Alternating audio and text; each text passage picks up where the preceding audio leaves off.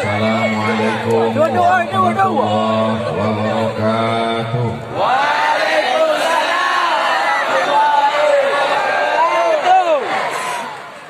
Apa kabar semuanya, sehat? Sudah penjebu? Mudah-mudahan semuanya selalu istiqomah iman dan Islam. Hati selalu berzikir mengingat Allah. Senantiasa diberikan curahan rahmat Allah Subhanahu wa taala. Alhamdulillahi rabbil alamin. Wassalatu wassalamu ala asyrafil khalqi ajma'in. Sayyidina wa maulana wa syafi'ina wa zufrina wa qurrati a'yunina Muhammad wa ala alihi wa ashabihi wa man tabi'ahu ila yaumiddin. Subhanaka la ilma lana illa ma 'allamtana innaka antal alimul hakim. Rabbi shrah li sadri wa yassir li amri wa hlul 'uqdatam min lisani yafqahu qawli. Fadilatul Syekh Mudir Ma'had Bahrul Ulum Ad-Diniyah Al-Islamiyah wa mudarrisihi wa jami'il asatidah wa tullab wa talibat, dan tak dapat saya sebutkan satu persatu. Abah, aku, abi, abun, abati, walid, para santri, para pelajar, bapak-bapak, ibu-ibu, hadirin hadirat, hadir bersama kita di tengah kesibukannya Bapak Bupati, Bapak Kapolres, Bapak Ismu, namanya, nama yang paling bagus Mahumida wa Ubbida. Nama yang paling bagus adalah Humida, nama yang memakai Muhammad sallallahu alaihi wasallam. Ada dalam Al-Qur'anul Karim, Muhammadur Rasulullah walladzina ma'ahu asyidda'u 'alal kuffari ruhama'u bainahum. Sedangkan Ahmad disebutkan Allah, ya'ti min ba'di ismuhu Ahmad. Nama yang terbaik adalah Humida. Yang kedua, nama yang terbaik adalah Ubbida.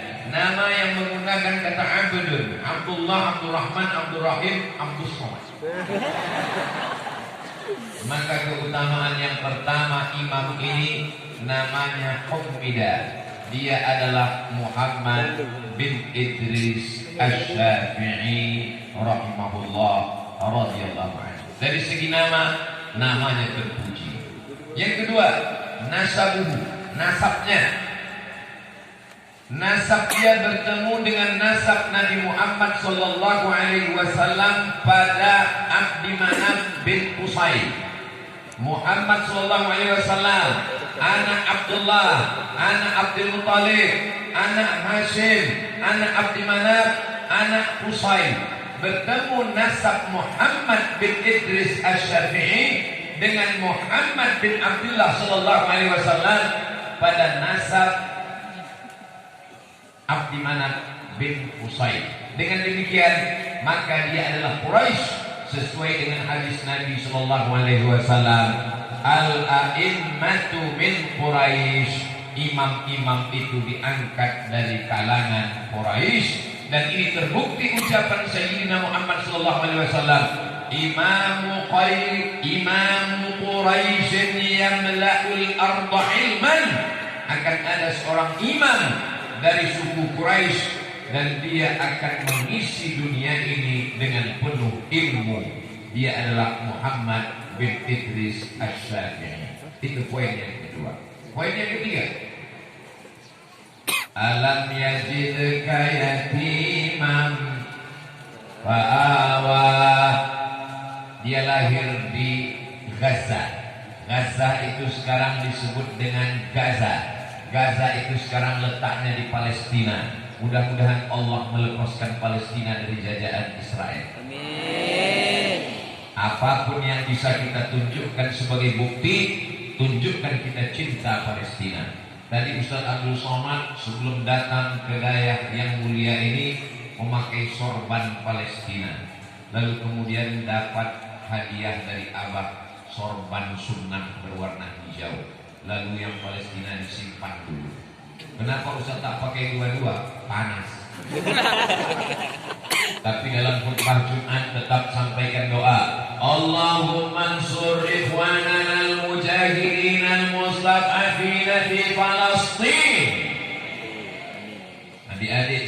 buku-bukunya gambar bendera Palestina. Ingatkan bahwa masih ada saudara kita, senator kita di Jakarta. Hari ini datang kembali untuk menyambung silaturahim. Hadir juga bersama rombongan Ketua Ikatan Alumni Timur Tengah Al-Mukarram Ustadz Haji Muhammad Fadilah, dan hadir juga bersama kita Ketua Tim UAS Ustadz Haji Nazaruddin atau Ustadz Nazar yang mengatur jadwal Ustadz Abu Somad kemanapun dan dimanapun berada. Anda ingin tahu Ustadz Somad di mana saja, buat apa saja, ceramah di mana saja, jangan lupa ikuti terus channel ini. Subscribe, like, share.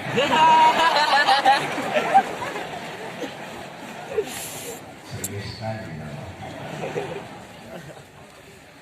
Berikutnya adalah poin yang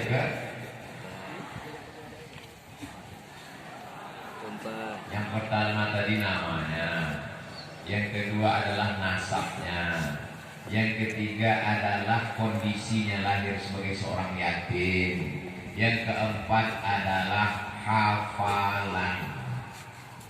Bagaimana hafalan dia? Umur 7 tahun hafal Quran, umur 10 tahun hafal kitab hadis yang paling tua adalah kitab Muwatta yang ditulis oleh Imam Malik bin Anas, meninggal tahun 179 Hijrah. Imam Malik bin Anas, aradtu kitabi hadza ala 70 min fuqaha'il Madinah. Kitabku ini sudah kubacakan kepada 70 ahli fikih kota Madinah. Kulluhum wata'uni fasammaituhum watta'a. Semuanya setuju dengan isinya, maka kunamakan kitabku ini Muwatta.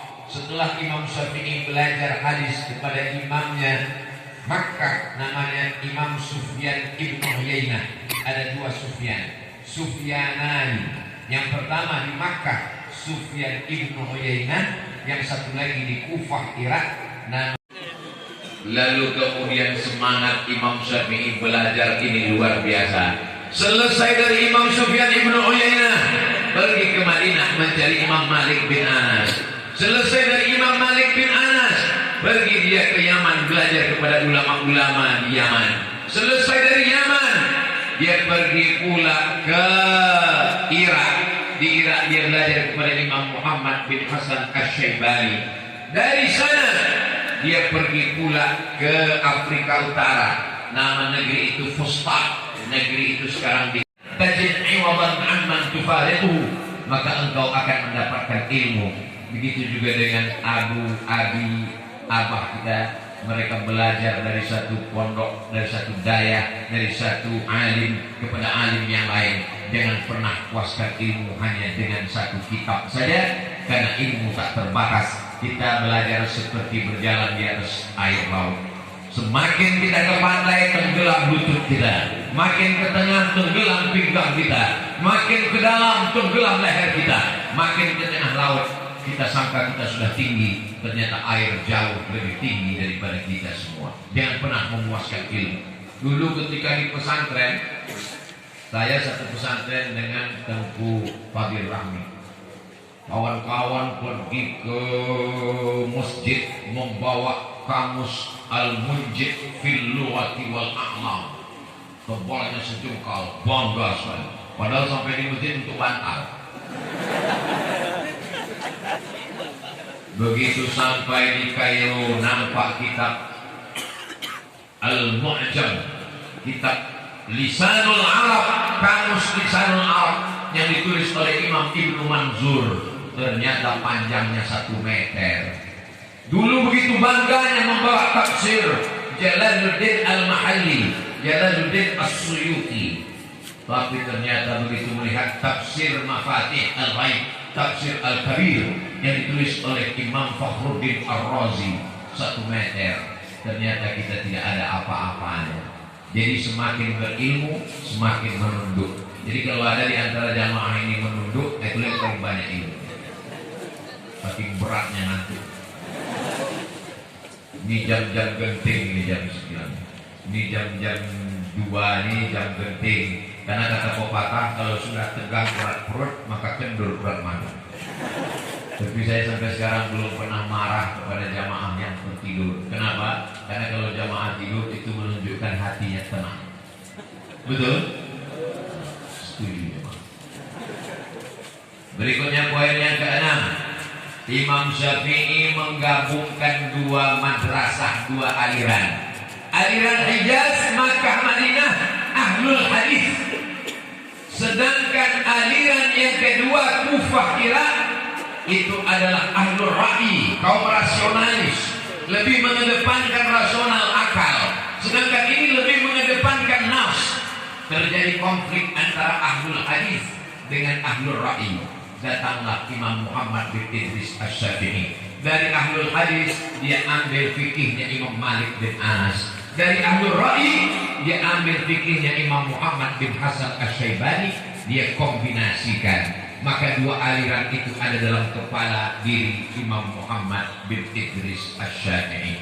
Jadi siapa yang belajar fikih Syafi'i, sesungguhnya dia sudah ada di kepalanya fikih Imam Malik bin Anas dan fikihnya Imam Abu Hanifah. Walaupun Imam Syafi'i tak jumpa dengan Imam Abu Hanifah, karena Imam Abu Hanifah, Imam Hanafi meninggal tahun 150, dan di tahun yang sama Imam Syafi'i lahir. Seakan-akan simbol tongkat estafet dilanjutkan. Meninggal satu imam besar, Sirajul Ummah, siraj lampu yang menerangi ummah. Dia adalah Imam Abu Hanifah, Imam Hanafi di Kufah.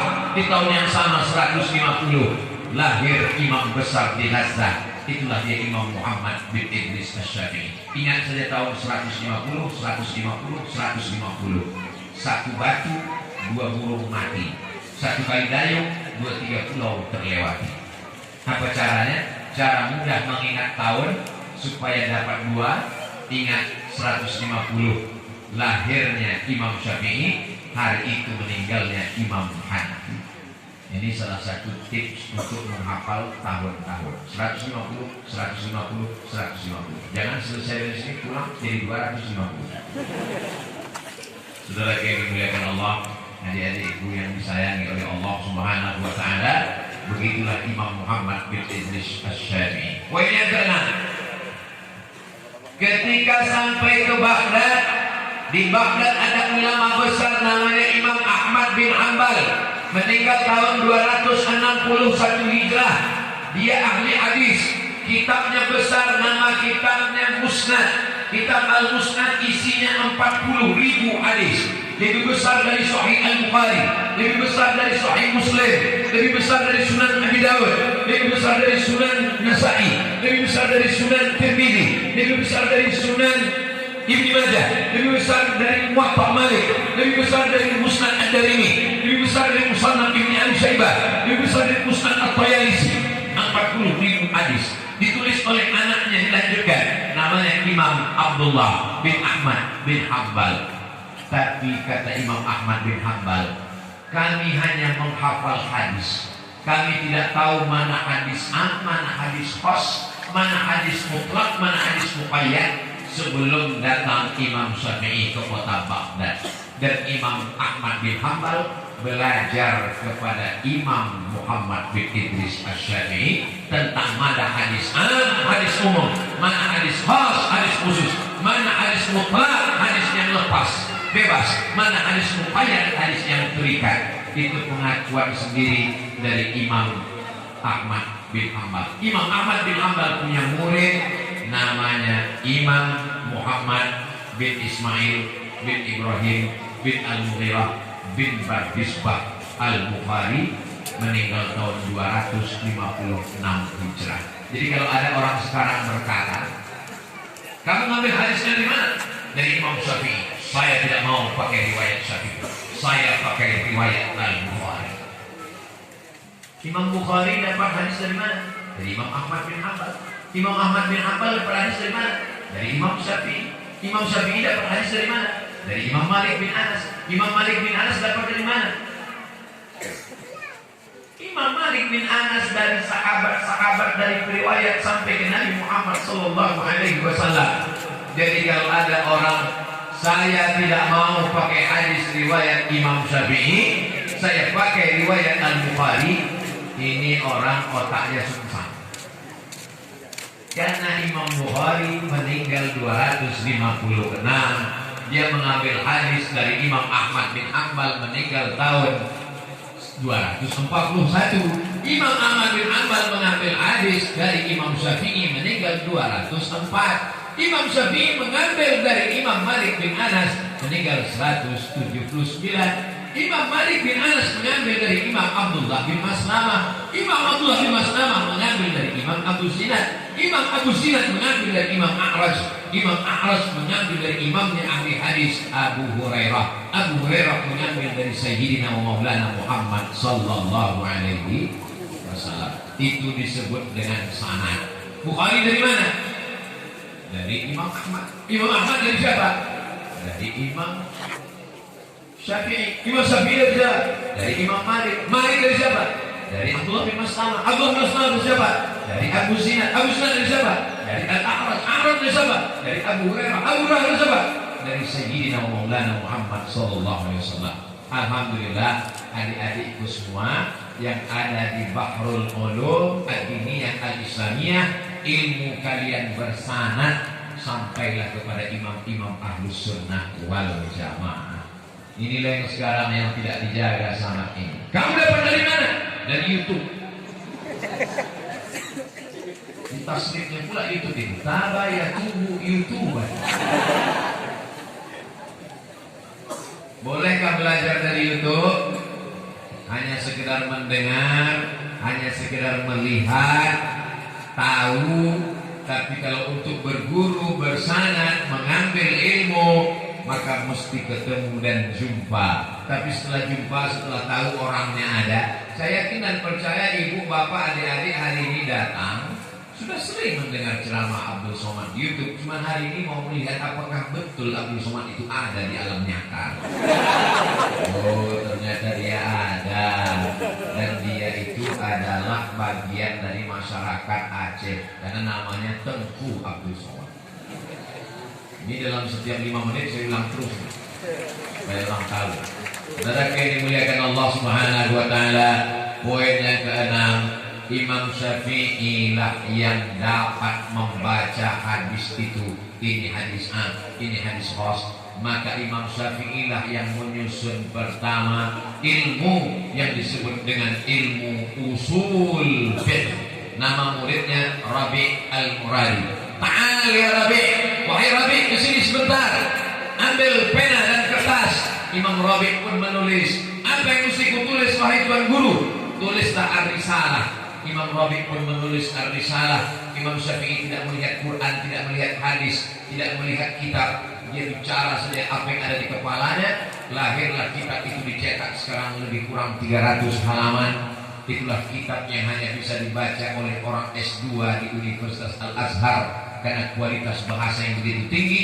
Nama kitabnya Ar-Risalah, ilmu usul fikih, ilmu yang melahirkan fikih. Produknya, mesinnya adalah usul fikih. Kitab usul fikih tertua ditulis oleh Imam Muhammad bin Idris Asy-Syafi'i. Setelah itu barulah disusul oleh ulama dari kalangan mazhab lain. Tapi tonggak dasar tiang utama yang menanamkan fondasi ilmu usul fiqh adalah Imam Muhammad bin Idris Asy-Syafi'i. Jadi orang-orang yang hafal banyak hadis, kalau dia tidak belajar usul fiqh, maka dia tidak akan bisa membedakan mana hadis A, mana hadis khas, mana mutlak, mana muqayyad. Apakah hadis ini makna haram, apakah hadis ini maknanya makruh, apakah hadis ini maknanya boleh, apakah hadis ini. Maka kalau ada hari ini orang hanya belajar hadis saja tanpa belajar usul fiqh, maka titelnya adalah DDL, dolla wa adalla, sesat dan menyesatkan. Kenapa? Karena hanya sekedar hafal dalil saja, tapi tidak tahu klasifikasi dalil. Mari kembali ke Quran dan Sunnah. Betul. Tapi dalam usul fikih setidaknya 10 Quran, hadis, ijma', qiyas, syar'u man qablana, sadduz zara'i, qaulus sahabi, istihsan, istishab. Maka mereka mempelajari ini, Bapak Ibu, adik-adik saya ini belajar itu semua. Itulah mengapa mereka belajar sampai 6 tahun, 7 tahun di Dayah, supaya setelah keluar nanti mereka akan mencerahkan umat ini dalam pegangan akidah Ahlus Sunnah wal Jamaah. Berikutnya yang ketujuh. Siapa yang pertama kali menulis kitab Ulumul Hadis? Orang akan menjawab Imam Roma Hurmuzi. Tapi belum sistematis. Siapa yang menyusun ilmu hadis secara sistematis? Dia adalah Imam Ibnu Salah dalam kitab Muqaddimah Ibnu Salah. Tapi orang lupa, yang menyusun Ulumul Hadis pertama kali adalah Imam Muhammad bin Idris Asy-Syafi'i. Tapi belum dalam kitab yang independen satu kitab. Dia menyusun ilmu istilah hadis itu ada dalam kitab Ar-Risalah saat pembahasan tentang sunnah. Kalau hadis itu putus di bawah, namanya hadis mu'allaq.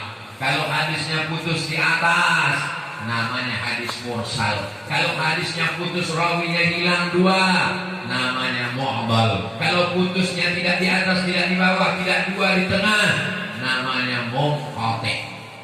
Ada hadis mu'allaq, ada hadis mu'dal, ada hadis mursal, ada hadis munqati', ada hadis syadz, ada ini semuanya akal dari Imam Syafi'i yang luar biasa diberikan Allah, kelebihan-kelebihan itu. Barulah disusun oleh para ulama hadis dalam kitab Roma Hurmuzi Al-Muhaddithul Fasil Bainar Rawi wal Wa'i. Barulah disusun lagi secara sistematis oleh Imam Ibnu Salah dalam Muqaddimah Ibnu Salah.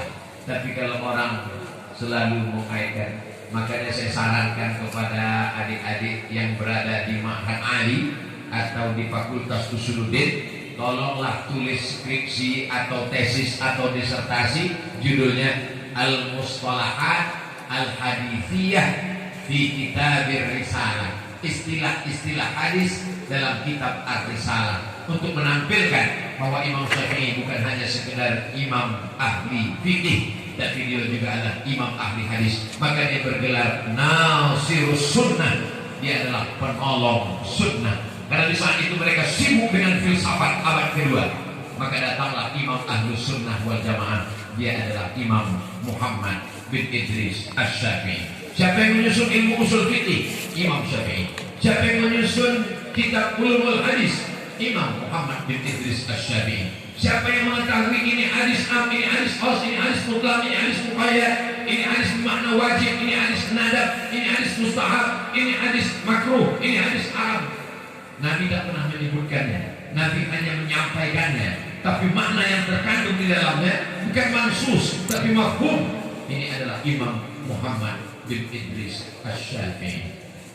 Idza qara'a 'alaika faqul haddatsana wa idza qara'ta 'alaihi faqul akhbarana. Banyak orang belajar bahasa Arab lalu mencoba ingin menerjemahkan kitab ilmu hadis. Lalu ulama hadis meriwayatkan hadis haddatsana Qutaibah bin Sa'id akhbarana. Lalu ketika menerjemahkan dia buka kamus. Haddatsana, haddatsa yuhadditsu, menceritakan. Akhbarana, akhbara yukhbiru, mengkabarkan. Lalu diterjemahkannya, telah menceritakan kepada kami, telah mengkhabarkan kepada kami. Dhalla wa adalla. Man takallama fi ghairi fannihi ata bil ajaib. Siapa yang bicara bukan pada bidangnya, maka bicaranya ajaib-ajaib. Ada ahli bahasa Arab ingin menafsirkan Quran, tapi dia tidak melihat barisnya. Dia buka Quran yang belum berbaris. Apa katanya? Fariqun fil habbah wa fariqun fis syair. Sekelompok masih dalam biji gandum, yang sekelompok lagi gandumnya sudah dikupas. Padahal ayatnya fariqun fil jannah wa fariqun fis sa'ir. Satu kelompok masuk surga, satu kelompok masuk neraka. Yang tak sejuk tak paham. Jadi kita coba memahami, jangan hanya sekedar bahasa Arab. Idza qara'a 'alaika faqul haddatsana wa idza qara'ta 'alaihi faqul akhbarana. Kalau gurumu membacakan hadis kepadamu, maka saat diriwayatkannya katakanlah haddatsana. Tapi kalau engkau membacakan hadis kepada gurumu dan gurumu mengaku setuju dengan isi isinya, maka saat meriwayatkannya katakanlah akhbarana. Siapa itu yang menjelaskan? Imam Syafi'i. Wa qala Syafi'i, Imam Syafi'i berkata, idza qara'a 'alaika faqul haddatsana. Kalau gurumu membacakan hadis kepadamu maka riwayatkanlah dengan mengatakan haddatsana. Wa idza qara'ta 'alaika faqul akhbarana. Kalau engkau membacakannya gurumu setuju, maka riwayatkanlah dengan istilah akhbarana. Itu tak bisa dijelaskan dengan bahasa, karena itu adalah istilah. Maka disebut ilmu itu dengan nama ilmu mustalah al-hadis, ilmu istilah hadis. Datanglah seorang perempuan. Perempuan ini bertanya tentang bagaimana kalau ada seorang perempuan yang maaf beri maaf, kalau tak layak, tak sopan, tak beradab. Perempuan sedang uzur, sedang haid, memandikan jenazah. Apakah boleh perempuan yang sedang haid memandikan jenazah? Dia datang menjumpai ahli hadis. Ahli hadis sedang duduk ramai-ramai. Assalamualaikum ya ahli hadis. Waalaikumsalam. Bagaimana kami perempuan kalau sedang haid boleh tak memandikan jenazah? Ahli hadis saling pandang memandang. Ada hadisnya? Tak ada. Ada hadisnya? Tak ada. Kata dia, tapi tak pernah menemukan hadis tentang perempuan sedang haid memandikan jenazah. Tak ada hadisnya, tak ada. Tapi kalau kau mau bertanya, coba tanya kepada Ahmad. Ahmad muridnya Imam Syafi'i, bukan Imam Syafi'i, muridnya Imam Syafi'i. Mereka pun datang bertanya kepada Ahmad. Ahmad, ya, ada tak hadis tentang perempuan yang sedang haid memandikan jenazah? Kata Imam Ahmad, boleh. Apa dalil? Hadis. Loh, kami ahli hadis kok tak tahu. Mana hadisnya Ahmad? Kata Imam Ahmad, ketika Nabi SAW sedang iktikaf di masjid, lalu Nabi mendekat ke dinding kamarnya. Ini masjid arah kiblat, lalu kemudian di samping kiri itu kamar Nabi. Nabi berkata kepada Aisyah, "Nawilil khumrah." Wahai Aisyah, tolong berikan aku kain. Aisyah tidak mau masuk ke dalam masjid karena dia sedang haid. Dan Nabi tidak mau keluar masjid karena takut iktikafnya batal. Lalu apa kata Nabi? Nawilini, tanganmu saja mengulurkan ke dalam. Ini dinding masjid, tanganmu ulurkan kain ke dalam. Kata Aisyah, aku tidak bisa ya Rasulullah, aku sedang haid.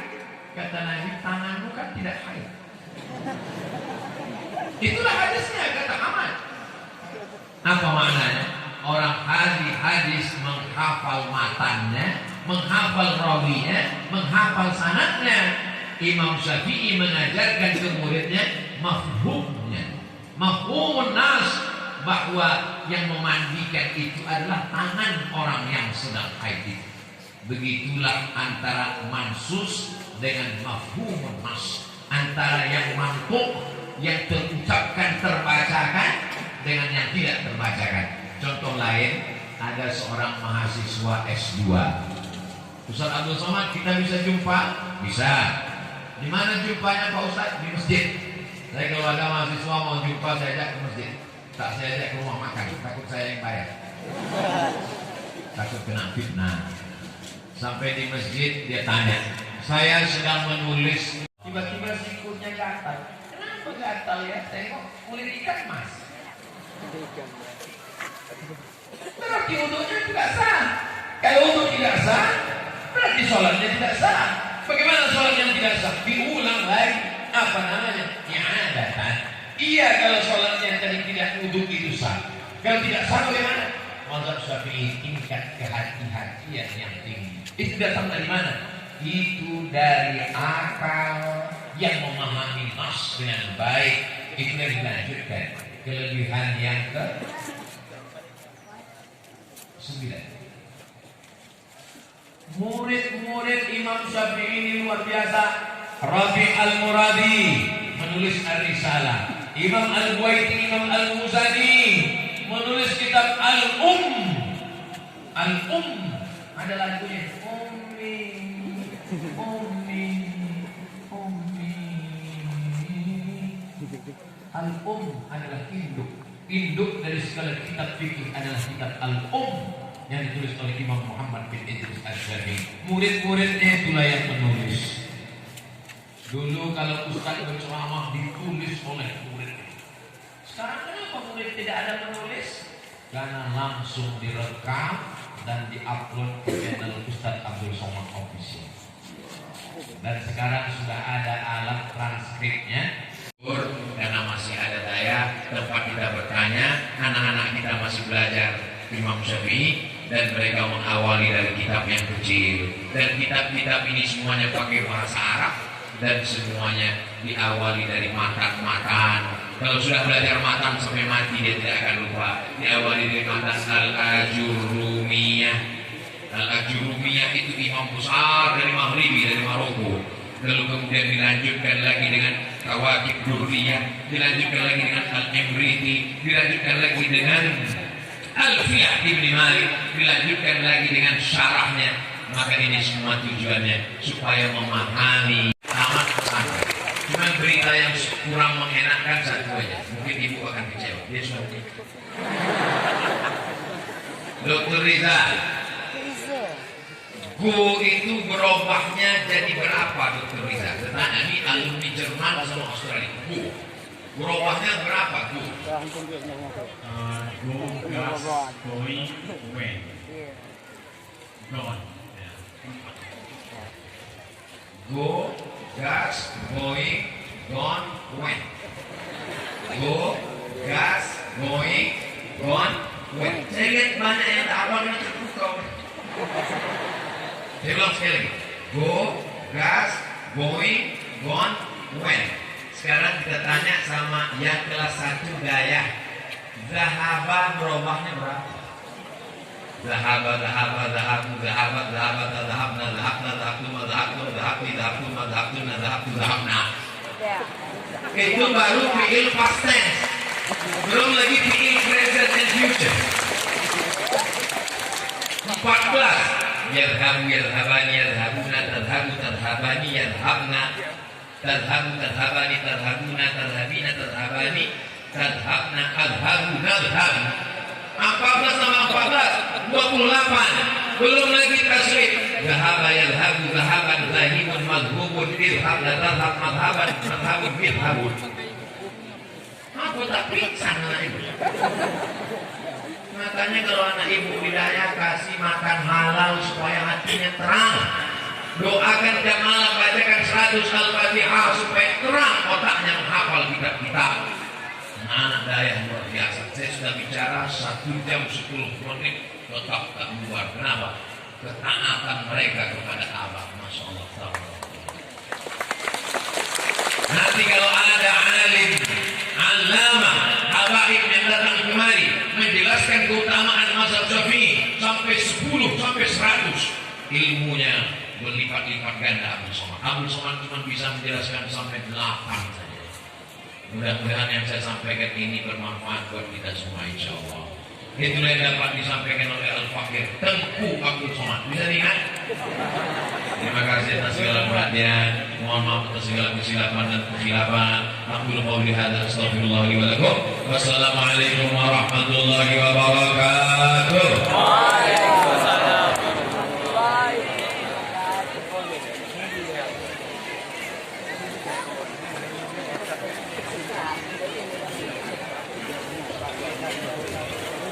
Ini kepada guru-guru ini untuk tempat di samping kamu.